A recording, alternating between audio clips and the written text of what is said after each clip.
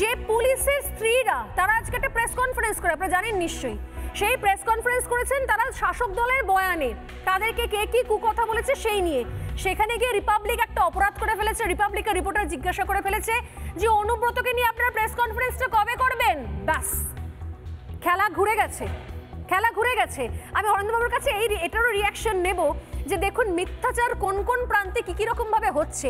একটা ছোট্ট সিকোয়েন্স চালাতে বলবো। আমাদের রিপোর্টাররা যখন প্রশ্ন করছেন পুলিশের স্ত্রীরা, আপনি একজন প্রাক্তন পুলিশ কর্তা, আপনি জানেন যে আদৌ সরকারি কর্মচারীদের তাদের পরিবারদের কোনো রকমভাবে প্রেস কনফারেন্স করার কোনো সাংবিধানিক অধিকার আছে কিনা, কোনো রাজনৈতিক দলের হয়ে কোনো কথা বলার অধিকার আছে কিনা, এইটা জায়গা তো থাকে না।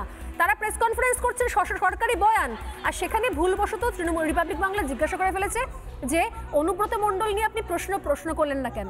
দেখুন ম্যাডাম, অভয়ার মা কেন মার খেলো? কসবা ঘটনার সময় কেউ মারেনি, কেউ মারেনি। পুলিশের যে ছবিটা দেখাচ্ছে সংবাদ মাধ্যমে, আপনি দেখেননি? দেখেছি। দেখার পর বলছেন মারেননি, মাথায় ফোলা ছিল, তারপরে বলছেন মারেননি। আপনি কি দেখে কথাটা বলছেন যে মারেননি? কি দেখে কথা বলছেন ম্যাডাম? কি দেখে কথা বললেন? আমি যা বলার ভিতরে বলে দিয়েছি, আর আমার কিছু বলার নেই। একটা প্রশ্ন আছে ম্যাডাম, থেকে উঠে গেলেন কেন? দিদি অনুব্রত মণ্ডল যে সেগুলো তো বলে দিয়েছি। অনুব্রত মণ্ডলের সময় একজনের স্ত্রীকে বলা হয়েছিল, তখন চুপ ছিলেন কেন? এখন কেন অনুব্রত মণ্ডল নিয়ে প্রশ্ন করলে চুপ রয়েছেন? অনুব্রত মণ্ডলকে নিয়ে প্রশ্ন করলে কেন চুপ রয়েছেন? ম্যাডাম, অনুব্রত মণ্ডল যাকে অকথ্য ভাষায় তিনি কথা বলেছেন, তিনিও একজন পুলিশের স্ত্রী। আপনি অনুব্রত মণ্ডলের সময় চুপ কেন? এবং বই মেলায় মুখ্যমন্ত্রী মমতা বন্দ্যোপাধ্যায় একজন পুলিশ কর্মীকে চড় মারবেন বলেছিলেন, তখন আপনারা কোথায় ছিলেন ম্যাম?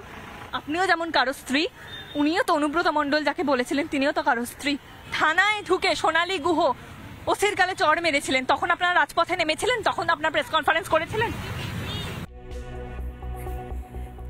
এখানে সবাই হাসছেন, মানে পুলিশের স্ত্রীরা নাকি প্রেস কনফারেন্স করছেন, তো শাসক দলের বয়ান অরিন্দমদা কি বলবেন? মানে এসআইআর নিয়ে আলোচনা করতে করতে আমরা ক্লান্ত, পর্দাফাশ করতে করতে। এই যে নতুন আজকে ছবিটা দেখলেন, কি বলবেন এরপর? দেখুন, এসআইআর নিয়ে আপনারা যে কথাটা বললেন, এটা আমাকে একটু বলতে দিন। সেটা হচ্ছে গত 28/7/2025 mister Joymalya Bagchi, division bench of Supreme Court, যেটা বলে দিয়েছিল to find out authenticate voter, the election commission to perform its duties independently under Article 224 plus 226. 226 তে কি আছে? ভারতীয় নাগরিকরা ভোটার হবে, ক্লিয়ার করে বলে দিচ্ছে। তাছাড়া বলেছে it is statutory process under representation of people, যেটা আমাদের অ্যাডভোকেট সাহেব বললেন। আপনি আমাকে বলুন না যে নির্লজ্জের মতো আজকে করছে, ঘেটে ঘ করে দিচ্ছে। এরা কারা? যখন কংগ্রেস 99টা ভোট পায় এমপি, তখন চুপ করে আছে। ওয়েস্ট বেঙ্গলে যখন 29টা ভোট পেয়েছে এমপি, তখন চুপ করে আছে।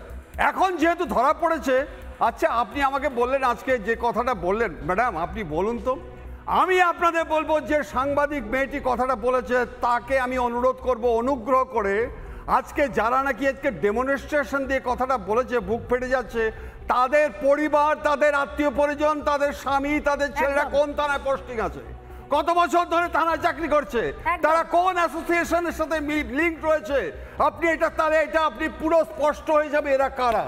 কারণ আজকে অনুব্রত মণ্ডল যেভাবে একজন গেজেটেড ইন্সপেক্টরকে মা মাসি তুলে গালিগালাজ দিয়েছে এবং টিল নাও আজ পর্যন্ত তার মোবাইলটা পর্যন্ত সিজ করেনি টু দ্য ফ্যাক্ট, আজকে অনুব্রত মণ্ডল যেভাবে আজকে পরবর্তীকালে ওয়েমেন ইন্টারনেট যারা আজকে ছিলেন, তারপরে দাঁড়ান, তারপরে আজকে ইনকোয়ারি করা হচ্ছে, হ্যান্ড করা হচ্ছে। আপনি আমাকে বলুন তো, অনুব্রত মণ্ডলকে এখন ওয়াই ক্যাটাগরি আজকে অফিসার ফোর্স দিয়ে দেওয়া হচ্ছে। তাই নয়, এখানে প্রেস কনফারেন্স ওনারা সবাই বলছেন যে উনি তো ক্ষমা চেয়ে নিয়েছেন, ক্ষমা চাইলেই 7 খুন মাফ। না না, যেভাবে উনি পালাচ্ছিলেন, আমি একদম তাই, পালিয়ে গেলেন, কথা বলতে গিয়ে প্রশ্নের উত্তর দিতে পারলেন না, এটা তো বোঝাই যাচ্ছে সময় একদম শেষ, সময় শেষ। আমি একজন মহিলা হিসেবে বলতে চাই, যদি আজকে আমার পরিবারকে বা আমাকে উদ্দেশ্য করে অনুব্রত মণ্ডলের মতন ওই অসভ্য বর্বর লোকটা বলতো, আমি তার কলার ধরে তাকে টানতে টানতে নিয়ে আসতাম। আর এখানে পুলিশরা তাকে ডিফেন্ড করছে, পুলিশের স্ত্রীরা। সময় একদম শেষ। আমি এটাই বলবো যে এই ধরনের মানে মিথ্যেকে চাপতে, একটা মিথ্যেকে চাপার জন্য অনেক মিথ্যের দরকার হয়, অনেক গল্পের দরকার হয়, বারবার নজর ঘোরানো দরকার হয়, নন ইস্যুকে ইস্যু করার দরকার হয়। কিন্তু এত কিছু করেও এসআইআর কে কিন্তু আটকাতে পারবেন না মমতা বন্দ্যোপাধ্যায়ের সরকার। নানা ধরনের কন্টেন্ট দেখার জন্য লাইক করুন, শেয়ার করুন আমাদের ফেসবুক পেজ, সাবস্ক্রাইব করুন আমাদের ইউটিউব চ্যানেল। পাশাপাশি অন্যান্য ব্রেকিং নিউজের জন্য অবশ্যই চোখ রাখুন রিপাবলিক বাংলায়।